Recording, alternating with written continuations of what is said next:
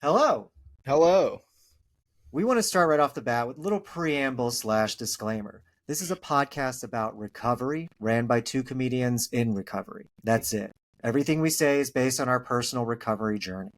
And no matter where you are in your personal recovery journey, whether you're actively engaging in your addiction or 4 years in, you are welcome to listen. But that being said, we're not trained to handle a crisis. We're not trained to handle anything, honestly. If you can't tell, this podcast is pretty hard to manage for us. But if you are in a crisis, check out the show notes for some trusted resources that may help you and keep fighting the good fight. Axios. And now for the show.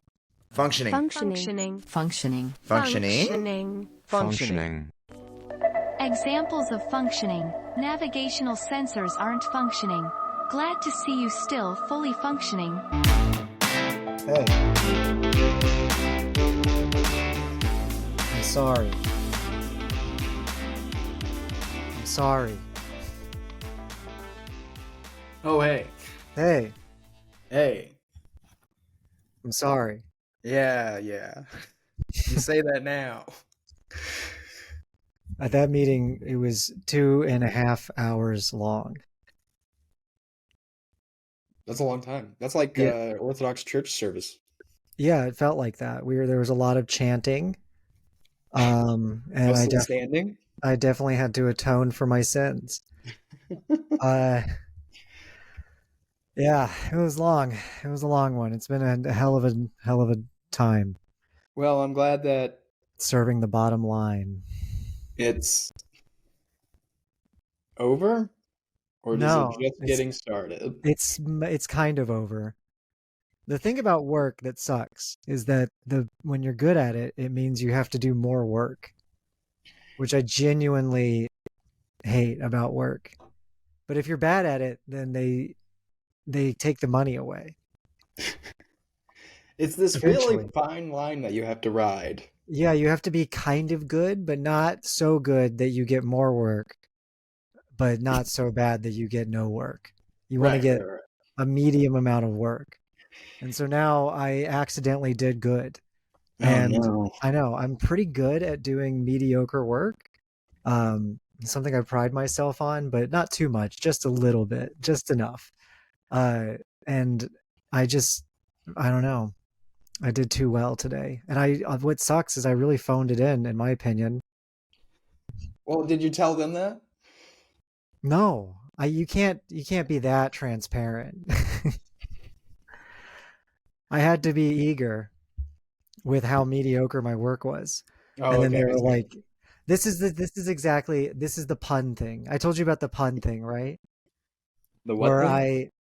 I wrote my boss, my old job, openly said that she hated puns. She's like, I don't like puns. Don't ever write me a headline with puns. Don't ever write any copy that has a pun in it. And I wrote one pun for an opera, for the Lyric Opera here in Chicago. And it was like to help get new tickets that was going for an opera, like a Czech opera that was like the plot was so fucked up. It was like this woman kills her baby and then her mom like took the blame for it, and then so that she could be with her husband. And it was showing around Thanksgiving. And so the pun, and it was, it was Czechoslovakian. So the pun was check in with your fucked up family. That's fun. That was the easy one. That just fell in your lap. Yeah, right? Easy peasy. I was like, you know what? I'm tired. I don't know what I'm doing. I'm just going to send this straight to her and she's going to love it. Or And no, you she got was like, fired. she was like, she's going to hate it. I'm going to send it straight to her and she's going to hate it. Right. And then she fucking loved it. Loved it. Like cracking up, could not stop laughing at it. And then she ended up like putting me up for this like publication. And I should say, I don't like puns either.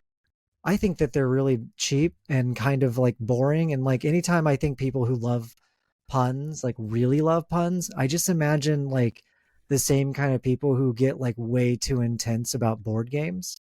Like it's the Venn diagram is the same circle kind of thing, right? Like it's like a Yeah, definitely. very specific type of lame and nerdy that I just don't vibe well with. but like whatever, puns are easy. It's low hanging fruit.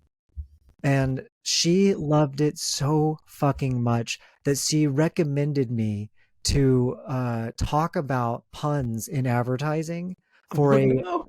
for like a massive industry journal called LBB Online. And they were sort of like rounding up a bunch of other creatives and copywriters and like, when is it right to use puns? And like everyone else, and this is another thing, totally phoned it in, didn't care. Everyone else gave them uh this headshot, like this very professional headshot, and I just sent him like a selfie I took with a chicken when I was in Tennessee, Yeah. and then wrote this whole thing about how puns are like cilantro. Some people love them and some people absolutely hate it, and that you got to be careful with how you use it because too much cilantro can overpower a dish. And it was like heavily lauded in the industry, and now I'm like the pun guy, and I don't want to be. I really don't want to Well, be why'd the you send pun in a guy picture of you with a chicken? because I didn't care. I just like, here's whatever, this is You know, you fine. should have cared a little bit, but you should have been like the optics on this. I'm That talking was the about jokes and I'm problem. sitting in this. I just keep failing upwards. I hate it. I just I just want to like not work that much and then be like, yo, I'm a writer. And that like Yeah, but can you think about you pulling uh the same tactics when you're working like a brunch job and you're just no either no one wants to talk to you for the rest of the day or you get fired. But now look at you. You're slaying an entire industry by it really, just yeah, it really goes to show that once you get over a certain salary, it's just like you can just say fuck it and then somehow it works out. this is how the It's rich get richer. exactly, this is how the rich get richer. Yep. Yeah, it's so yeah, I was in a 3.5 hour meeting, and Like they a like fish all, story, did the meeting just get longer? yeah, like a fish story. What do you mean? Yeah, you know, when you say, "Oh, like I caught a fish," and then, you know, the next time you tell a story, it's kind of getting a little bigger. Your like hand gets a little, it's like it was this big when I caught it the first time, but it's like, it was like this big the next time I tell it. No, it was more like when Jesus fed everyone with fish on the mountain, where I only had a few ideas, and then suddenly it turned into a bunch of fucking ideas I got to work on now, and so like it just kept multiplying, and no one understood why, and it was a miracle, and it's like that. Was that Man, I wish blasphemous? I that could tell that by your was facial movements that that was blasphemous. My yeah, I'm gonna move right past it. Because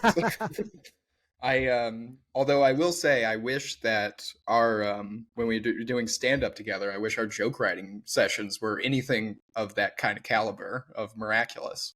Yeah, well, that's also the thing. I just feel like the audience is easier in advertising than they are at a bar.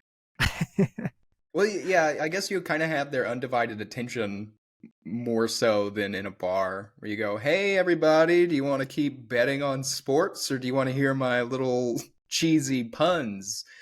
Yeah, pretty Yeah, much. Yeah, and then I think they're just so eager for culture and advertising. They're just like, "Oh yeah, that's funny." Yeah. yeah. People in bars are not eager for culture.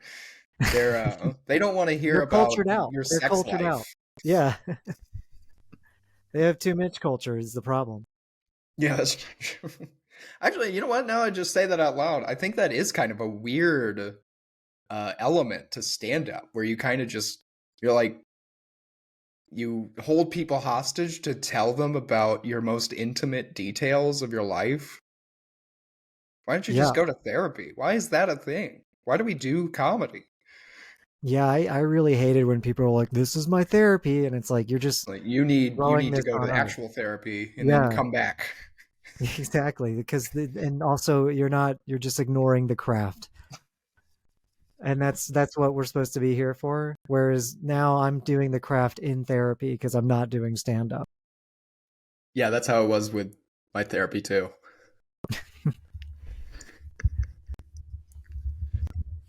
Oh man, I'm depressed today. Oh, well, let's get into it. I'm Now that we're incredibly 9 minutes into this pod, we're gonna that have I was to that I was cut 35 this. minutes late. No, this is a good warm up. I don't. Yeah, I think warm ups don't get into the game. That's why they're on the sidelines. But anyway, That's true. This unless the game is warming up, like the CrossFit games.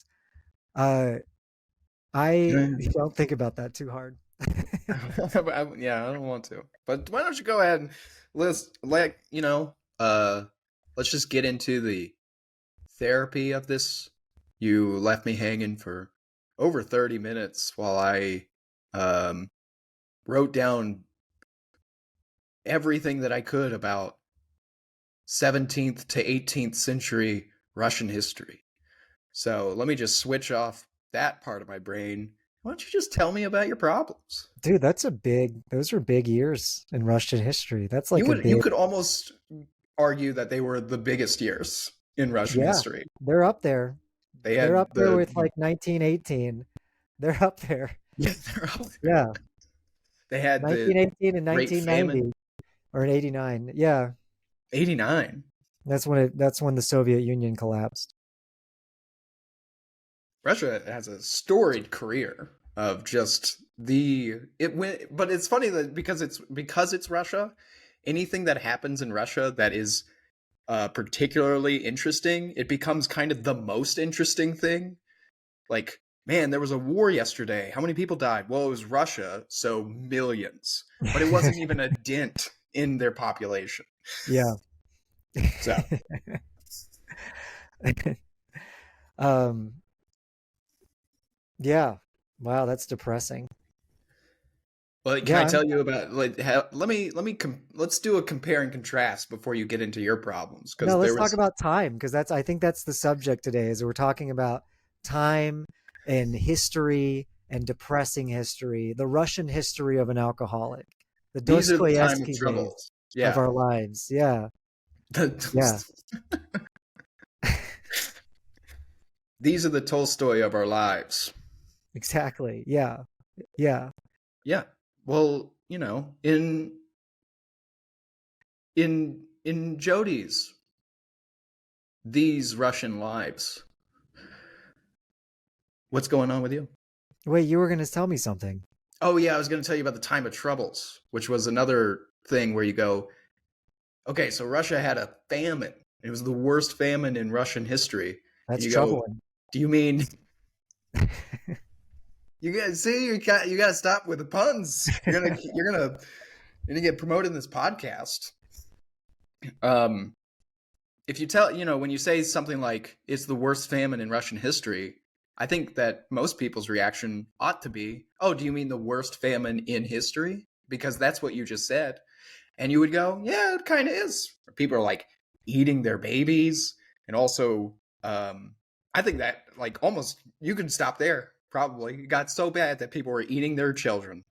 And you read that and you go, man, why are we reading this? And you go, this is school. You got to learn all this stuff. And this is a fun fact that I get to walk away with for the rest of my life. I'll be at a cocktail party with my liquid death. Everybody else is drinking, having a good time. Oh, Tom, you were a history major. What's a fun fact? Oh, well, guys, in the early 17th century of Russia, people were not having a good time. You know how we're all having a good time right now? Well, I'd like to put an end to that. I'd like to talk about the opposite of that.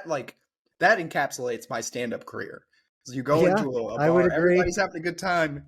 Tom gets on stage. We are no longer having a good time. No. I mean, I honestly, it was better than most people on stage. At least you brought, in much like Russian history, at least you were interesting, and you brought the most bad time. Yeah, I was Whereas kind of when like I get up on cilantro. stage, completely forgettable, completely mediocre, right in the middle. When you did it, you went just as hard as the Great Famine as you could, you know? And I appreciate that because if you're going to go in, right? If you're Yeah, going to do it, I gave as much as I could to some people, and I took from everyone else. it took everything. Yeah. It took everything. Much like alcoholism. Oh, Boom. Segue. I learned that doing stand up, mediocre stand up. Uh, yeah, I'm depressed. I'm depressed because of my own troubled times. I didn't eat my baby, but I might as well have. There's an aspect that I always return to when it comes to recovery, Mm-hmm. and it's uh, this feeling of grief regarding uh, this lost time, this time and like these lost opportunities, and this like shaky foundation that I'm trying to build a life on, where I'm building the plane while it's flying, or whatever that expression is, right? You've never heard that one? That's we use that in advertising a lot. So yeah, I'm building the plane while it's flying, but everyone else is in their own. Uh, I'm trying to think of a Russian MiGs. They're in their own MiGs, flying alongside me, and I'm just trying to. I'm like, you know what I mean? Like I am like a Cossack in a world of soldiers, of actual like modern soldiers, and I'm trying to catch up. I'm trying to understand what's going on, but there's this massive confusing gap in my past, and that's hard for me to come to terms with, and it's got me super fucking bummed today because like like Kamala Harris said, I didn't just fall out of a coconut tree. I live within the context of everything that came before me. And that bothers me because a lot of my recovery, especially when I first got sober, was kind of like in Quantum Leap, when he like jumps into a new body and he's like, he has to figure out what's going on in that particular life. And I feel like I'm in the wrong life. Like like I'm in the wrong timeline, and I have all of this like energy and heart, but I don't know where to put it because I didn't put it anywhere in these like foundational times. And so now I have to figure out where I can put it and within the time that I have, which isn't a lot, right? Compared to how much I used to have, right? I'm 39, I'm still young ish, but like I'm also not young, you know? Kathy Bates says that in Steel Magnolias. She's like, I'm too old to be young and I'm too young to be old. And that's like what it fucking feels like. And I really have this like I'm constantly flowing through the seven stages of grief regarding the youth that was taken from me because of this, because of alcoholism, because of these ways that I was coping with the abuse that was given to me. And um and then because of that, the people that I chose afterwards who took even more, and then the decisions I had to make as they became more and more narrow, as I was battling 1,000 things that were beyond my comprehension that I totally understand now. And now I'm just standing at this precipice being like, well, what the fuck am I going to do? Like, how the fuck do I change this? I can't. How the fuck do I make a healthy sovereign nation out of my life when I've gone through all of these famines and plagues and coups and governmental changes? Like, how can I become the person that I truly and honestly believe that I was supposed to be within the capacity that I have at this moment, which isn't a lot? And that shit bums me out. Who is the real Dimitri of your heart? Okay, wait, remind me who Dimitri is? Is that not Peter? Peter's the one, he was the great changer. Oh yeah, the great changer. Oh wow. Okay. Yeah, I've been doing some research on old Petey boy, and let me say he's not so great. I'll tell you that. In a lot of ways, I feel like Catherine. Who also did what Peter did, but Yeah, she doesn't did. as much. She she picked up where Peter left off, but with less war. She annexed Ukraine, Okay, and that well, was her big thing. yeah, maybe that's not a good. Well, she brought Western culture to Russia and modernized it more, which is what Peter did too. Yeah, that's what Peter. Yeah, and for some reason, everybody gives Peter grief, but Catherine did more of that. And she also, if I go to my notes, um, basically destroyed the Cossack autonomy and again annexed Ukraine, and then kept serfdom going, but it wasn't really serfdom by that point; it was slavery. Well, she tried to So, cancel it. She tried to end it, and then well, they did revolted, so she? she had to bring it back. uh, That's what I mean. I feel like that, where I'm like, oh shit, I'm in this country where I'm trying to make some major changes, and yeah. I can't because the recipe of the country is fucked. Yes, yeah. The recipe of the country is just utter chaos and mostly being taken over by somebody, then taken over by somebody else, and then kind of being in the middle of those two groups who are, handshaking, and there's tributes and all this other stuff. So Mm-hmm. I'm glad that this is a good through line to have. Yeah, I mean, we totally lost the audience at this point, but Really yeah, this is keeping the suspense going with Russian history. this is functioning a Russian history podcast. Well, let's just go back Putting the to Russian in recovery. let's Hey, let's can't turn put it off. the Russian on hold for a moment and reorient, because I think it's an interesting I think Russia is always trying to reorient, isn't it? Especially since Catherine. I'll cut that one out. yes. Okay, you'll edit that one. All right. um the thing about the lost time uh,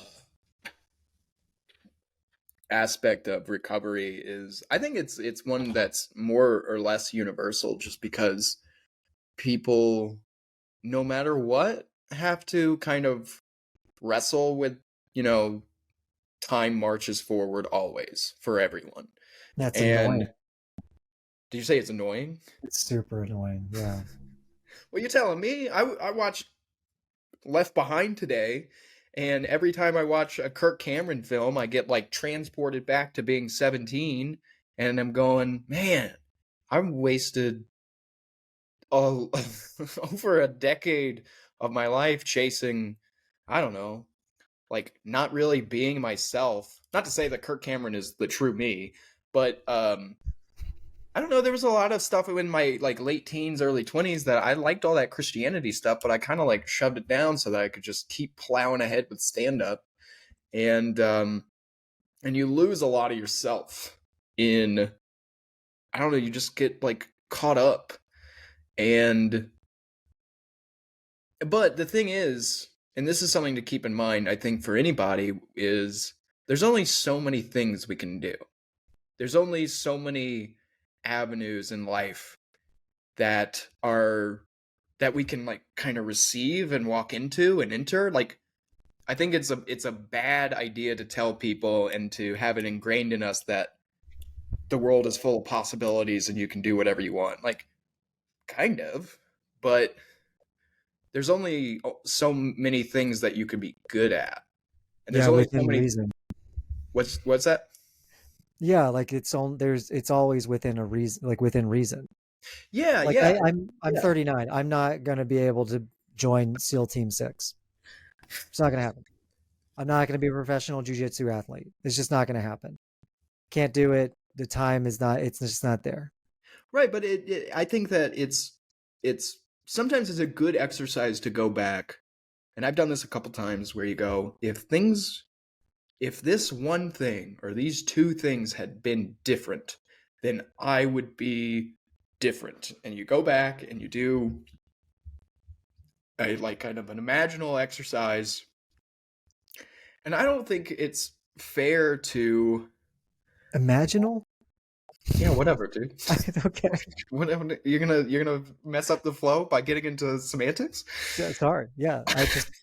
We owe it to our audience to that to use words that exist. That's all I'm saying. Okay, well, the word itself is kind of ephemeral, so let's just let it go. Okay. Yeah. Sure. I mean, all words are ephemeral, but yeah, that's fine. It's whatever. Words have concrete value, though, and when we, I mean, it's okay. We're getting into weird territory here. Let's all right. But going back in time, if I was like 15 again or whatever, to use your example, it's not as if I could go back and go like, well, I'm gonna be SEAL Team 6 now. There's still only so many. There's like 5 things that I could really do, and I chose to do 2 of them, which was become an alcoholic and do stand up. But the other 3 can still be open in a certain sense now. I just have to kind of keep my my expectations for what that means to a kind of like a righteous apathy where I can get involved in like for you, like I could do jujitsu. Am I gonna be like one of the Gracies? No, but is it going to make my life better by doing it? Yes. And that can be enough. Like having a nice quiet life is the goal. I mean, I don't we don't have to do anything. We don't have to become anything. Just having the ability to wake up sober every day.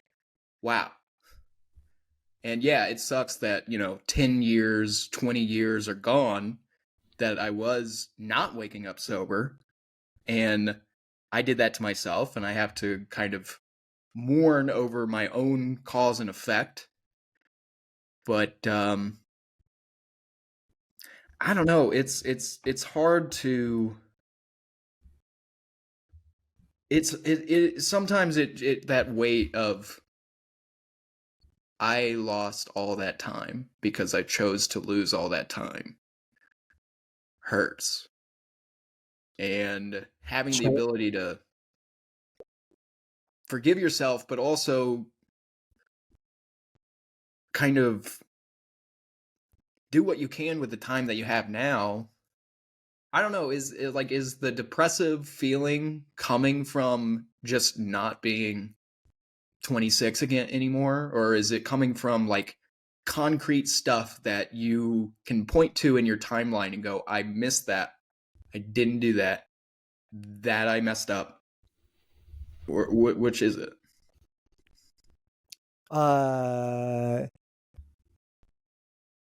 It's more about the quality of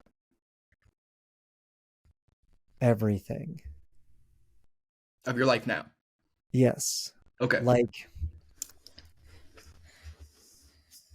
the quality of the interactions that I'm having. I mean, you're my oldest friend, right? And the connection that we have is great. But I also spent 20 years being friends with someone who was not interested in being my friend. And so then so she filled that spot in that role in my life. And I eventually, when I came to and started making some of these major changes, I cut her out because I needed to make room for another close friend. And then I realized, oh, like all of those moments, right, where I was waiting for that friend to want to go on a trip with me or to come visit me or start a podcast with me or something, could have been done earlier and with someone else. And I could have developed a better understanding of myself through that friendship instead of having to do it on my own, which took me longer. And I had to cut out a lot of people because I was attracted to toxic people. And so all of there was a moment in my sobriety where I looked around and I was like, fuck, everyone's a fucking asshole. And there's that saying, like, if you meet assholes all day, then you're the asshole because you're the only common denominator. But that's not true when you were raised in an abusive household. It means you're attracted to assholes. And assholes are attracted to you because you don't have any boundaries. And by you, I mean me. And so I had to learn how to set boundaries at like 38, 39. I'm still struggling with it. And these are things that people usually figure out in college. But I was too busy drinking and being stagnant in college and in my 20s and in most of my 30s that I didn't really learn them. So now I'm learning them secondhand from people who have mastered them. And then the people who are around me are people who are also trying to learn them, which is just causing more problems. There isn't anyone around that could like there isn't the folly of youth anymore. It is essentially, I have to work constantly. I have a very limited time to learn how to be social. And that time is getting shorter and shorter as I get older. Right? So it's like that. It's like these things where the foundation itself, the recipe for my country is fucked. I'm trying to free the serf, which is a radical idea in my country. But if I do, the entire country will revolt because it's built on serfdom. It's built on toxicity. It's built in this way that is going to take longer than it should to fix. And I'm very frustrated with that because I'm sitting there on my throne trying to figure out why. And I hate it. And so every interaction I have is tainted in a way. Right? And that's because these moments were lost. And I think a lot of that also has to do with the fact that I started taking Lamictal for my hypomania, and being able to control my emotions and having more of a center in that way has like made my concentration levels like tenfold, right?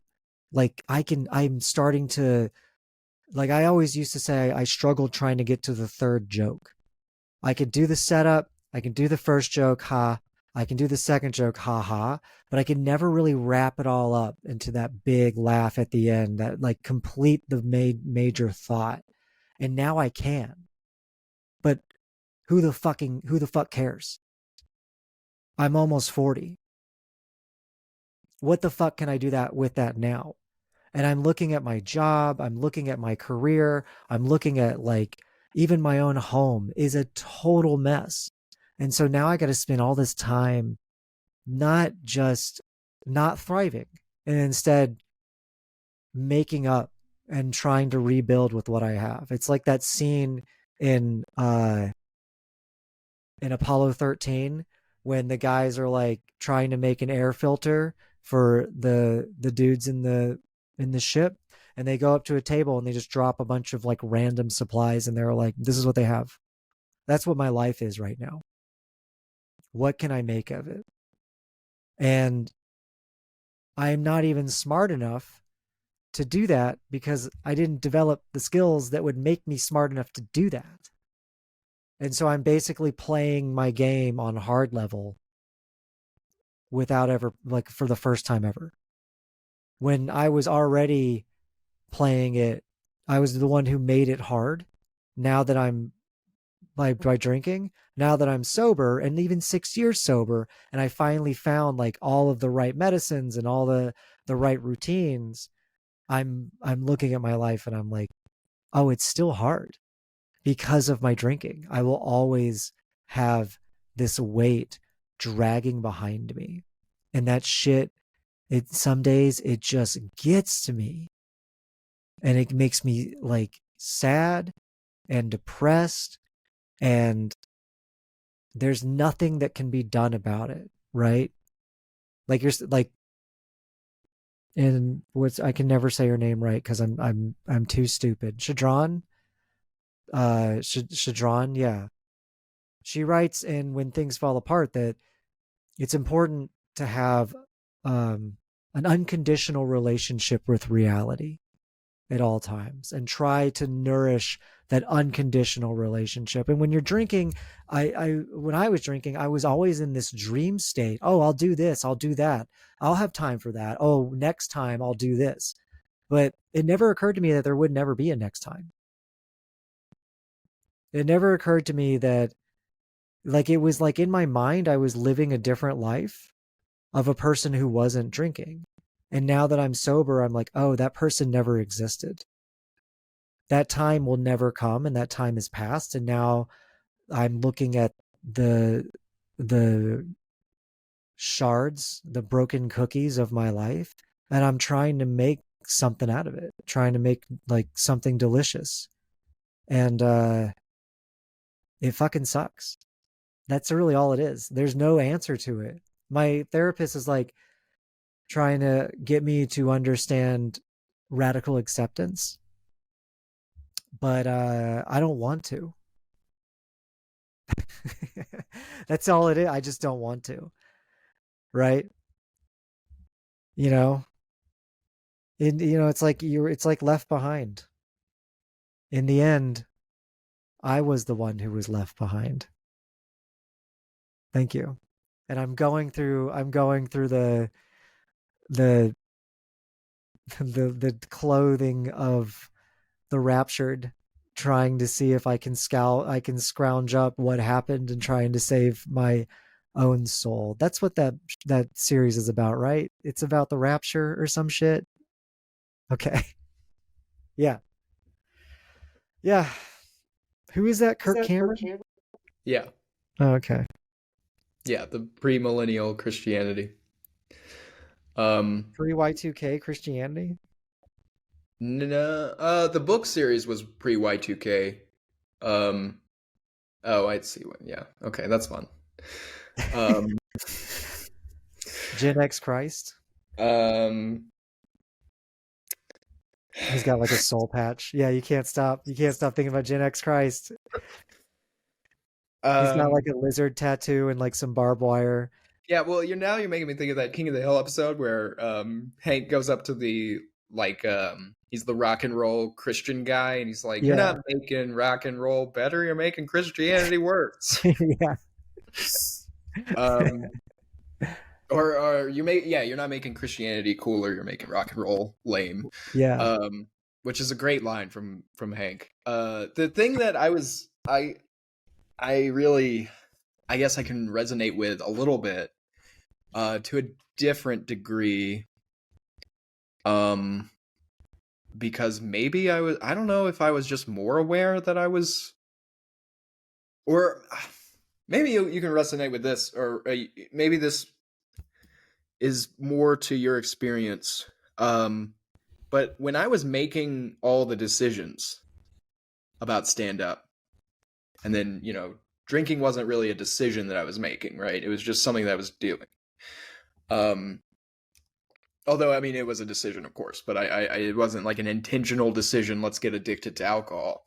But, well, I mean, It was a little bit. It was a little bit. Yeah. Well, it was, the Russian years. But the thing about me looking back toward that time is like, I guess a lot of what you just said, which is I have to give myself some grace, because, and I don't want to, kind of like your note on radical acceptance. It's kind of like sometimes I'll have a long, I'll be in prayer or something and I'll just go, sometimes I don't want to forgive right now. I'm not ready to forgive. I would love to be at that particular place to be able to forgive somebody and forgive them every day. But some days it feels like it feels like it's the first time that I'm realizing that someone did something that begs forgiveness, regardless of whether or not they asked for it. But and so on the same note, looking back and going, I just didn't have anybody. Like I didn't learn how to talk to people except for being on stage. Like Mm-hmm. that's the Performing. only way I interacted with people from my senior year of high school onwards. Same. Yeah. Yeah, and so It was all an and act before, to try to survive. right, and That's and another that, part of it where I'm just like, oh, this is who I am. Oh shit. yeah, Yeah. It's like, oh, I don't have to, I have this like people pleasing tendency where I'm constantly performing and then suddenly you're like, oh no, I don't want to do that anymore. But I've built my life on it. yeah, but you go, how do I don't even know how to talk to people in any other way, in Yeah. any fashion. Like Yeah. all I know is how to be like a performer. All I know is how to be. It's not even like being a chameleon, because I'll say stuff that people don't want to hear. People don't, I'll bring up the time of troubles in like this performy, funny way, but it's still being, it's still constructing like a wall, like that fourth wall between you and reality, and the people that you engage with and interact with. And there has to be some kind of leniency that we can give ourselves, because you look back and you go, why was I performing in the first place? Oh, right, I didn't have anybody in my life to help me. Like, I messed up. I dropped out of high school 2 times because I was depressed and no one wanted to do anything about it. Like, I didn't have family and I didn't really have any friends. So the only thing that I could do was kind of like what you were saying about just survival. Like, okay, well, I have to talk to somebody, so I might as well get on stage and then just make it everybody else's problem, because Mm-hmm.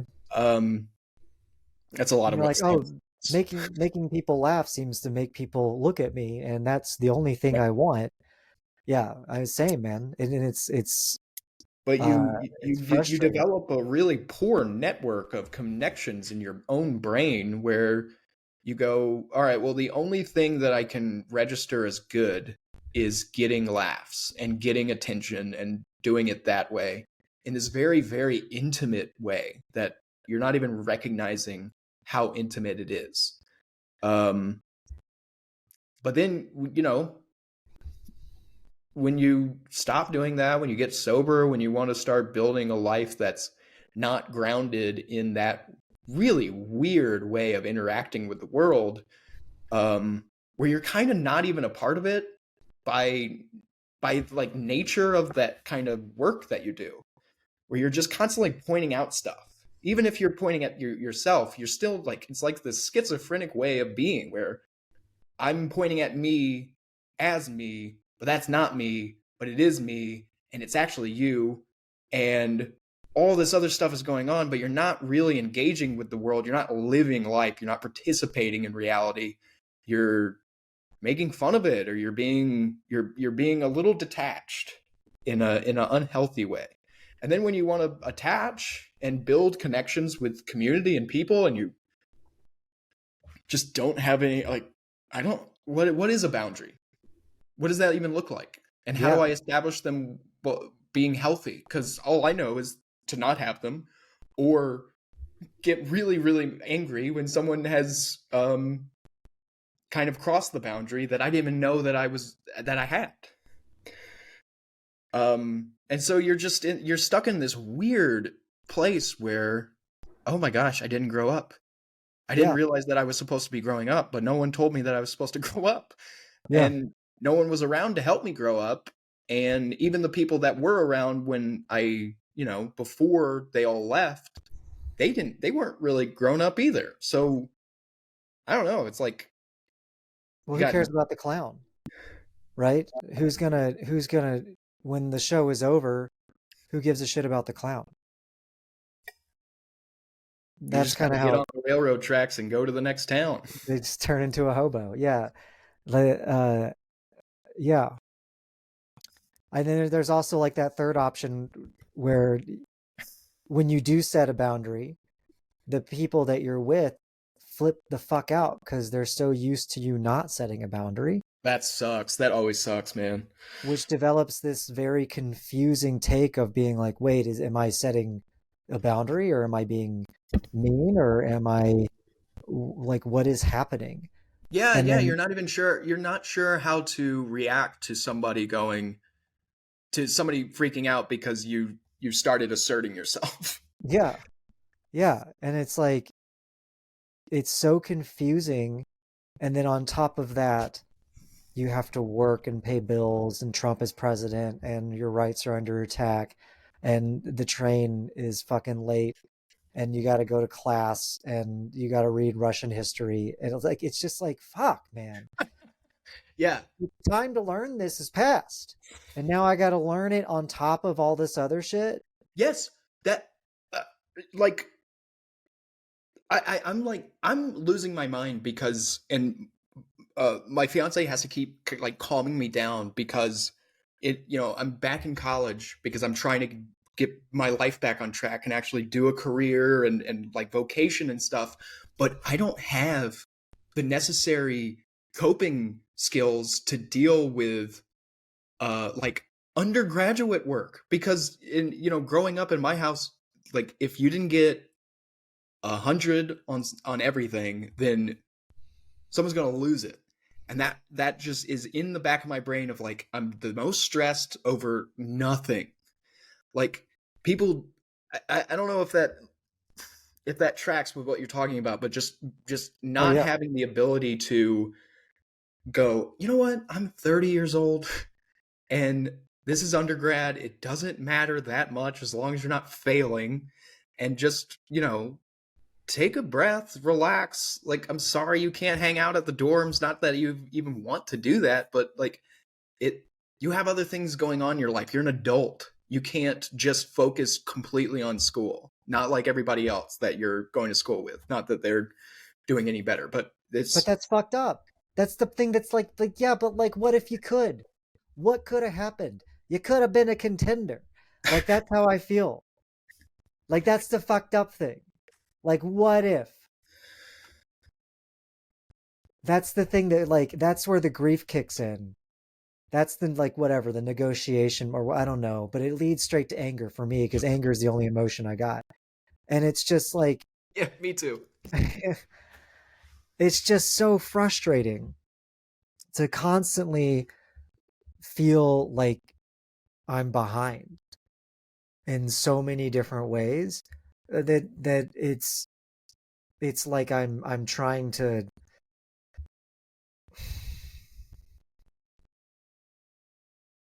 figure this out.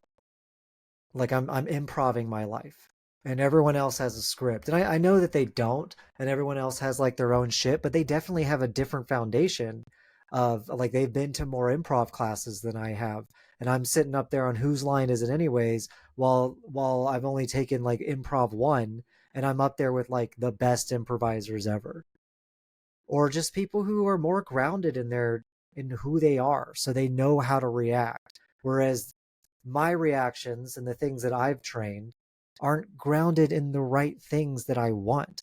And so I have to be doing the work where every time something happens to me, I have to find my reaction that I usually do, backtrack, reset, try to figure out what's the reaction that I want, and then react. And it's so much extra work throughout a day, it's fucking exhausting. It's just so exhausting to not just be. And Yeah, it's not even my fault. That's the thing on top of it. you Like, know, yeah, it's not our fault that this happened to us. I maybe you can appreciate this, that you just made me think of something that I was really kind of spiraling over the like 2 days ago, where my central nervous system is such that it is where I'm just constantly kind of guarded. um I'm just constantly, it's this constant tension, and I just can't relax. And I was telling my fiance, I just basically like this is, especially now it's like finals week, so stress is a little bit higher. And I was just kind of reminiscing over, man, this is exactly the kind of feeling that made drinking appealing.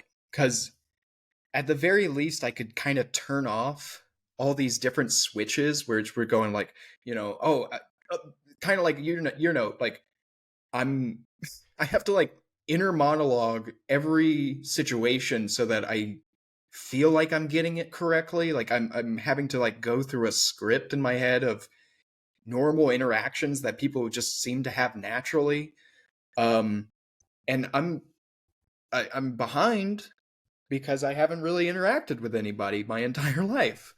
Um, not out of a selfish thing, but just because I've been alone and Yeah. because just different reasons. And like I don't know, you and so there's just this kind of constant underlying pressure that makes everything stilted. It makes my movement stilted, it makes my interactions stilted, it makes me leave a situation go, why did I say that? And it was like I said hello wrong, and now I'm gonna like spiral over this for the rest of my life.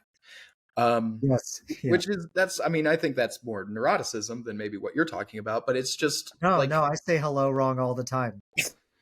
I'm not even kidding. I'm just like, I don't get it. it kills me. It kills me. Um, and and so Hello. That's I think that's how I start the podcast in our little preamble. Fucking wrong. Sometimes I go, hey, hey. Who is that? That's not me. Fuck. but well, on that note though, like how do you how do you quiet your inner world? You know, in the Orthodox tradition, we have Hezekiah, which is inner stillness and unceasing prayer, and like this is something that to be attained and kind of become immovable in a certain sense. But it's like it just feels exhausting to go, man, I didn't I didn't do those stepping stones. Like I didn't hit those stepping stones and now I'm however old I am and can I go back and get those and like I skipped all that stuff. As I had to. I had to skip that stuff. Yeah. I had to skip normal development because no one was around to help me develop. And now I'm It's not like now there's a remedial development class. right. Like, or even just like a remedial interaction class. Like, I just wish that I could find a relatively healthy and sane person and just give them a card and be like, hey, I'm learning. Will you please help learn with me? And then eventually I will be awesome. And then like you. And like, and they'll be like, yes, I understand. I will be I will help. I'll be your remedial person. But it's not. It's like, oh, I fucked up. Now everyone's mad at me and I really don't understand why. But it seems like a situation I'm in a lot. And I don't understand that either. And then the Yeah, only person who can I help isn't there. It's I just, feel stupid all the time. I feel yeah, so stupid. Like I don't know. I don't know. It's easy. It doesn't make drinking seem appealing. It doesn't make like a relapse appealing, but it does remind me every now and then I go, "Oh, this is why I drank." oh, for sure. Oh, for sure. This is definitely why I drank. It's so much easier to just give up on yourself. Yeah. Yeah, Oh, that's what that's a exactly. depressing thing to think. Yeah, it is. Well, that's what we did. That's what I did. I mean, and I abandoned myself even after that when I was smoking weed all the time and like abandoning myself by getting into relationships that I knew in my heart were bad for me, but I got into them because I had nobody else. And I was just, it was like deep sadness beyond that. And it's, you can't, self-love does not happen in isolation. Bell Hooks says that. And so the beginning of my sobriety all the way up until recently has just been fucking white knuckling it, and then like watching people interact, and then like Data from Star Trek emulating that on my own. I a TikTok almost convinced me that I was fucking autistic, because these are it's like things that like this is like a trait that many autistic people do, because they don't pick up on cues and they have struggles with like social interactions. And it was like that. It was like 5 things that might tell you that you're autistic, and one was like, do you have a hard time picking up on social cues? I was like, oh yeah, that's me. Do you feel out of place most of the time? Okay, all right. The third one was like, do you Is your find name your Jody? do you, it was like do you find yourself alone a lot? I'm like, yeah, Mm. uh-huh. Uh, another one, the fourth one was like, do you have niche interests that a lot of people aren't are into? Okay, yeah, well, I know a lot about Russian history. Wait, am I autistic? The, Wait. here's the dinger. Here's the dinger. The fifth one was like, do you not understand sarcasm? And I was like, fuck, damn it, damn it, damn it, damn it. I do Oh, understand sarcasm, so I guess I'm not autistic, because that would have explained everything. I brought it up to my therapist later, and my therapist was like, well, you have CPTSD. And those are all symptoms of CPTSD too. And I was like, okay, they have some comorbidities. But it's like, you can't be like, hi, I have CPTSD. So please, if you're being mean to me, can you tell me directly? Because I can't pick yeah, up on the subtext, and yeah. I You have the little card that Joaquin Phoenix has in The Joker, where he gives it yeah to the woman on the bus. yeah, like a little allergy card that you give your server Yeah, before, to give the chef. Yeah, like something like that. Where you're like, hey, can you please not bring up musicals? They make me sad. Like, I know it's weird, but it yeah. just makes me sad, and I don't want to talk about what I do on Christmas. Can we? There it is. Yeah, instead of like comedy business cards, I just carry those around. Yeah, Just like, look, if you talk about these 100 subjects, I can't. I don't know. I no, can't do no, it. I don't want to talk I, about the game, but I do want to talk about 16th century Russian history. Interested? I know a lot about that. yeah, on the back, it's my phone number, and it's like, will you be my friend? Yeah, basically. It's fucking. No one I don't. calls. It's so hard, man. It's hard. That's it. There really is no solution to it. It just sucks. The end. And we could sit there and kowtow about, acceptance, or like some sort of horse shit that's just fucking fiction. But the truth is it fucking sucks. The best advice I ever got was when I got my first DUI when I was 19 years old, and I was working off my volunteer hours at a Goodwill, and they gave me a snow shovel, and they brought in a giant bag of broken toys, and me and one other guy who was older, in the rain, shoveled a giant pile of broken toys into the dumpster.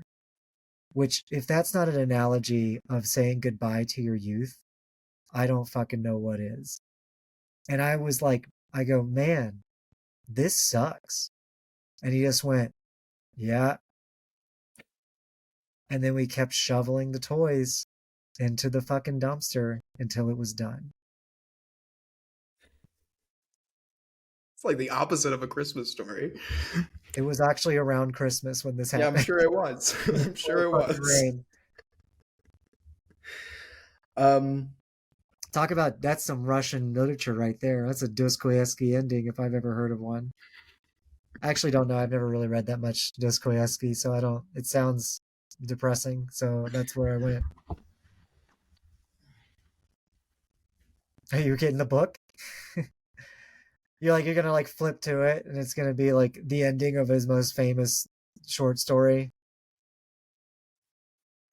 Oh yeah, here it is. It says, "Man, this sucks." And then he responded, "Da." The end. I didn't know you knew Russian. I know "da" and I know "niet" or whatever. Niet. Yeah, that's it. Yes and no. Yeah. Consent is big in Russian language. Uh, yeah, that's the end of the episode. Fuck it. I don't fucking Wait, care. no, wait. Hang on. Fuck it. It's been an Hang hour. on. I'm gonna entitle this episode "Fuck It." I don't fucking care.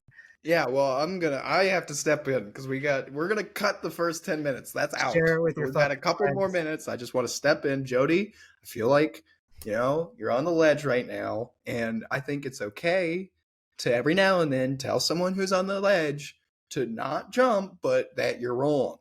Let me see. This is 1 Thessalonians chapter 4. Make it your goal to lead a quiet life, to take care of your own affairs, which means to mind your business, and to work with your own hands, even as we instructed you. And I really liked that. I read that yesterday. I thought, man, that's exactly what I think would be helpful. Because, people like you and I get caught in our heads, get trapped in the hamster wheel.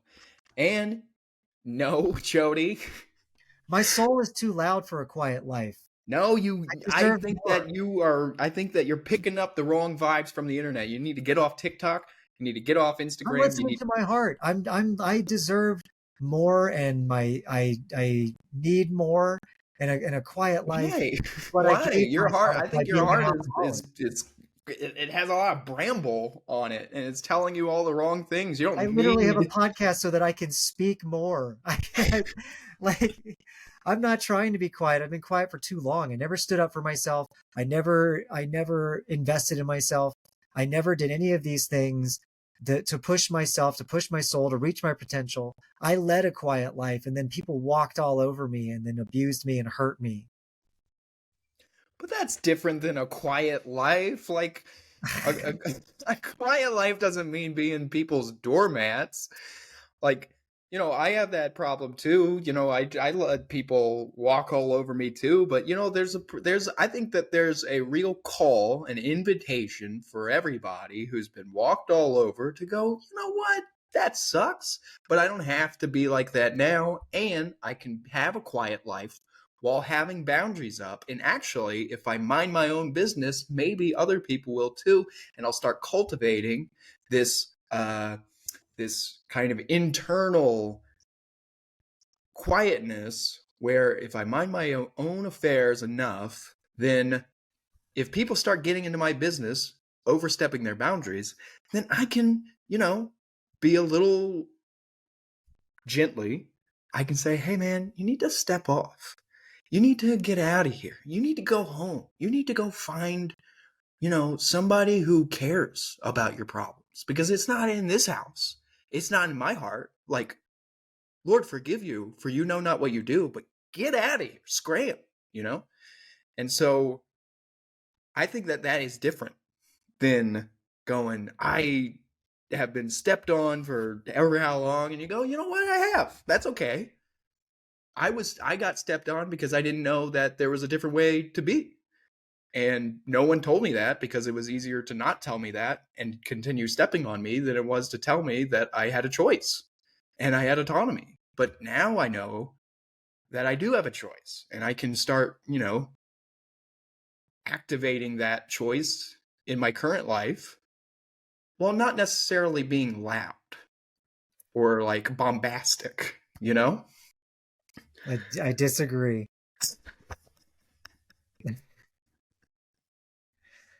Kick, Well, what does it scream, get you from fight, being loud, fight. though?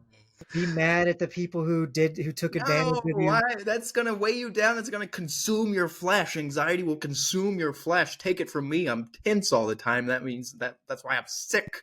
I'm No, sick all the anxiety and anger are different. I'm talking right. well, yeah, but like there's Righteous anger is an act of anger. change.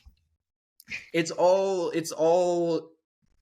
like it's all us leaving our interior and going outside of ourselves, going back into past memories and going, that guy used an outside voice in the inside, and he made my day all messed up because he shattered my nerves. And I'm like, oh, that guy, and that guy cut me off, and my dad did all that stuff that took years for me to even realize that that was bad. And but at what point is it enough? It's like, think about it in terms of like accumulating wealth. At what point are your barns full of wheat?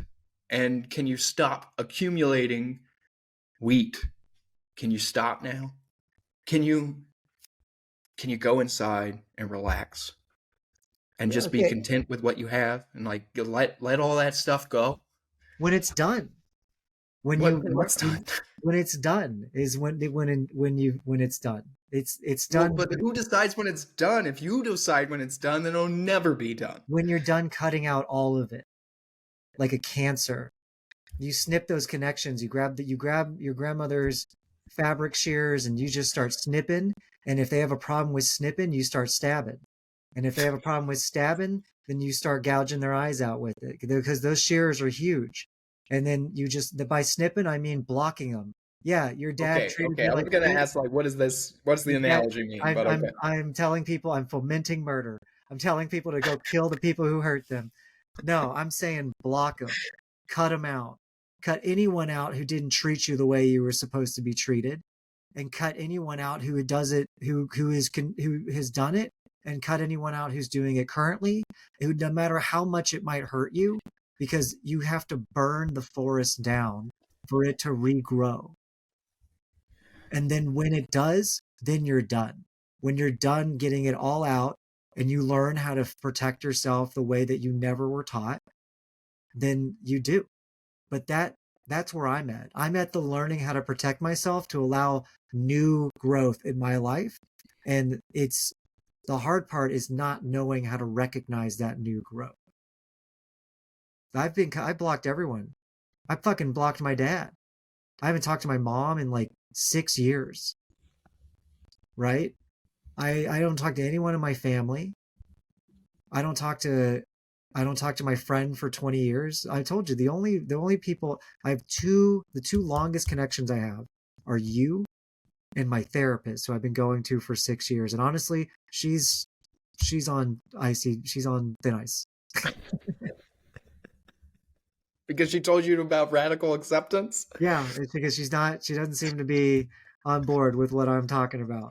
Well, like, I It's think okay that to there's have pushback, but it's like don't. I'm just saying, like, lower the tolerance of what is acceptable, or heighten lower the tolerance of what is acceptable, and empower your own soul to be loud as fuck without stepping on other people's toes. That's what I'm trying to do, man. And what sucks is I'm not doing it until I'm 39 years old, which means I've missed out on all of these opportunities in which I could have really let my soul sing, and I wanted to, but I was held back for numerous reasons by numerous people, and the alcohol was one of them. And now the opportunities to do that are nil. well, what's gonna make your soul sing now? Nothing. It came too late. Not too late for your soul to sing. It came too late. Everything is tainted. It came too late. Well, okay, wait a minute. This goes back. This goes to what I think would be helpful because it I'm is. doubling down on this Russian Dostoevsky sadness. Yeah, this is too I'm much. You telling gotta you. stop. It I didn't know. work out I'm for the just saying Russians.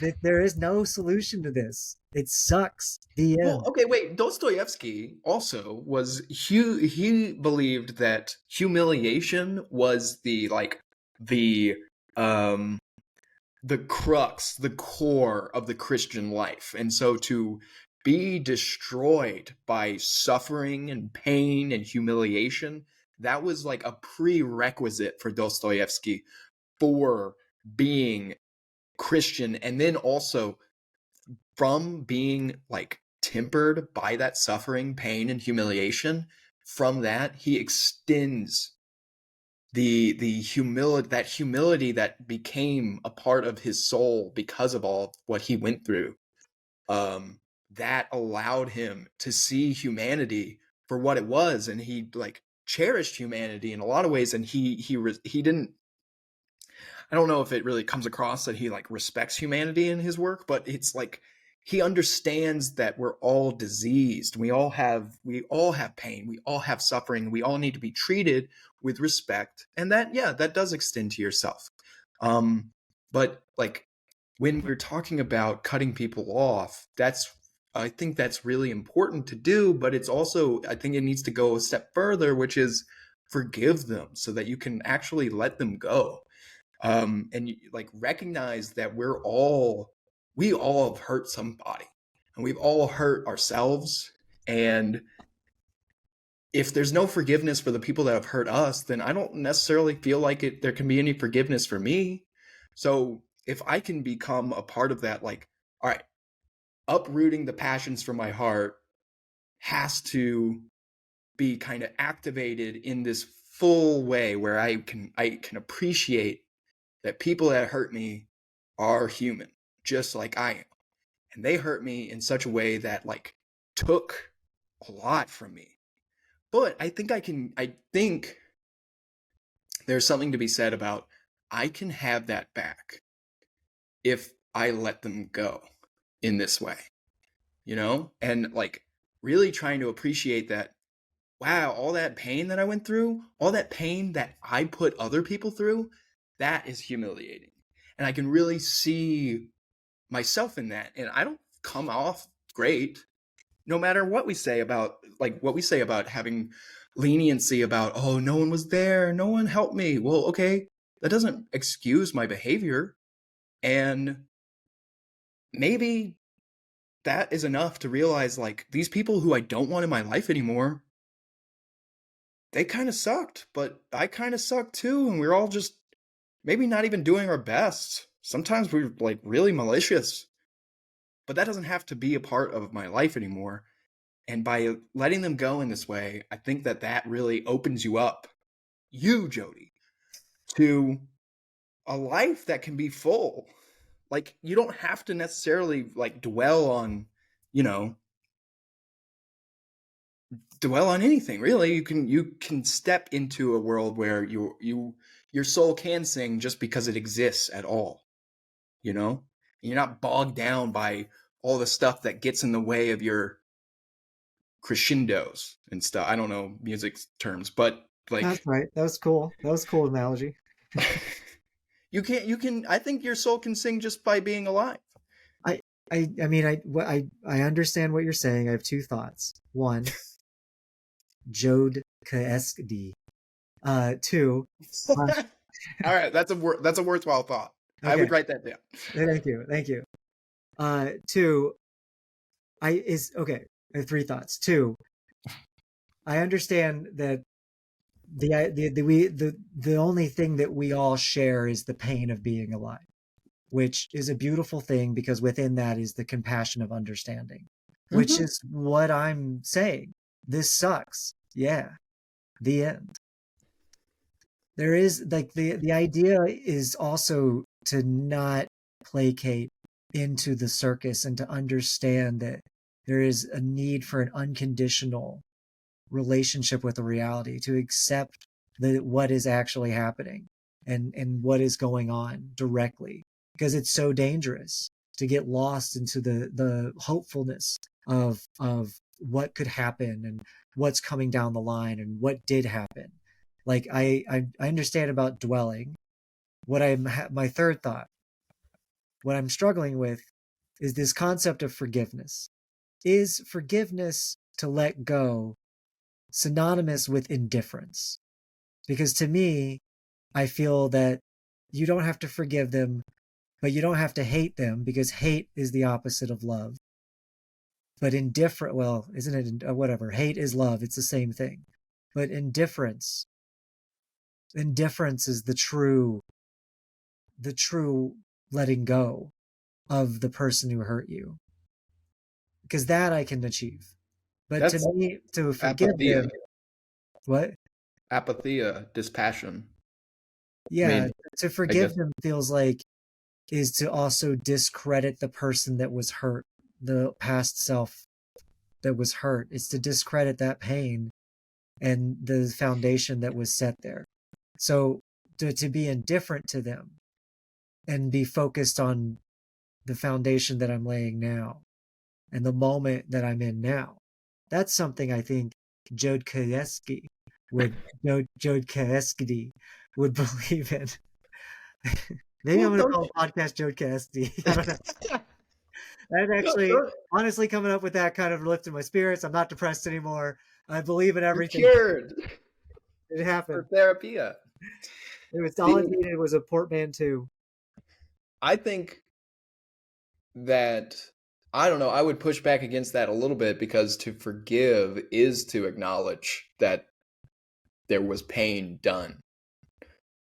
So I almost would, I might argue that by being indifferent to someone's past actions or even current actions toward you, or in any, in however pain is transmitted, I feel like becoming indifferent is like just kind of going whatever. But that in itself kind of feels like you're being indifferent toward the pain of that previous you, who experienced it. And so when you forgive other people, that is acknowledging you hurt me and I was hurt. And this is an active choice to let you go completely.